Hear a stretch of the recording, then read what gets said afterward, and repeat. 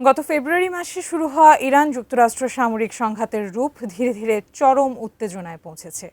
এরই মধ্যে দুই দেশ আলোচনার টেবিলে বসলেও সমাধান হয়নি কোনোভাবেই। আর এই যুদ্ধের জটিল পরিস্থিতিতে এবার কঠিন বিপদে পড়েছেন মার্কিন প্রেসিডেন্ট ডোনাল্ড ট্রাম্প। যুদ্ধ থামাতে তাই এবার নিজেই একতরফাভাবে জয় ঘোষণা করে এর পরিসমাপ্তি ঘটাতে চান তিনি। আরও জানাচ্ছেন সাদিয়া সিদ্দিকা।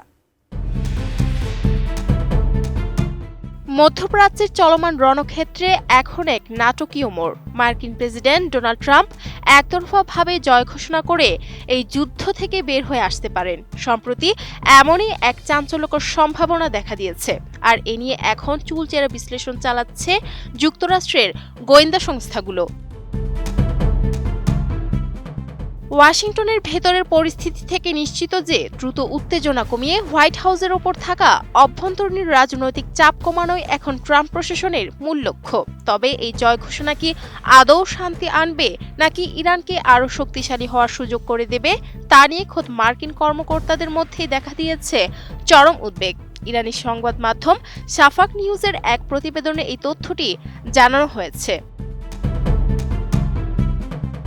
আমি বুঝি নির্মাণের শিল্প, সালাম স্টিল বোঝে ডিউরেবিলিটি। সালাম স্টিল, মোস্ট ডিউরেবল স্টিল। মার্কিন গোয়েন্দা বিশ্লেষণে স্পষ্টভাবে বলা হয়েছে, যুক্তরাষ্ট্র যদি একতরফা বিজয় দাবি করে ওই অঞ্চল থেকে সেনা কমিয়ে আনে, তবে ইরান একে তাদের দীর্ঘমেয়াদী কৌশলগত সাফল্য হিসেবেই দেখবে। আর এই সুযোগ কাজে লাগিয়ে তেহরান তাদের পারমাণবিক ও ক্ষেপণাস্ত্র কর্মসূচিকে নতুন করে ঢেলে সাজাতে পারে।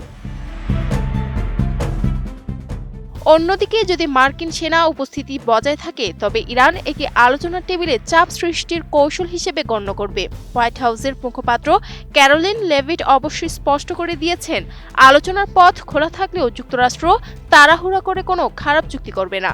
তিনি জোর দিয়ে বলেন, যে কোনো চুক্তিতে অবশ্যই মার্কিন নিরাপত্তা নিশ্চিত করতে হবে এবং ইরানকে পারমাণবিক অস্ত্র অর্জন থেকে শতভাগ বিরত থাকতে হবে।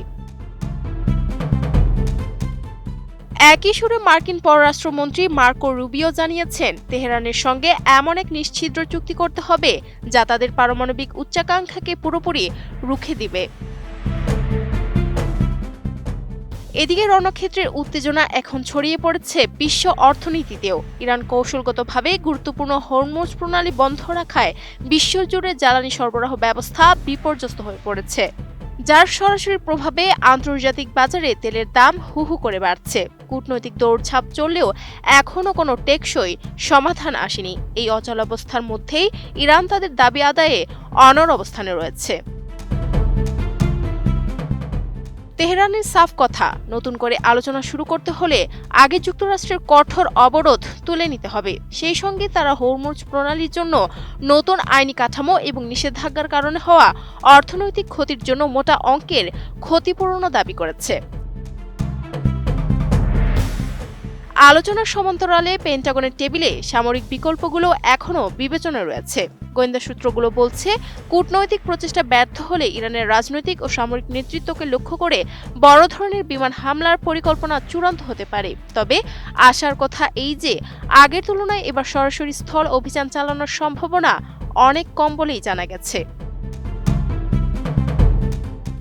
Sadia Siddika, ATN news.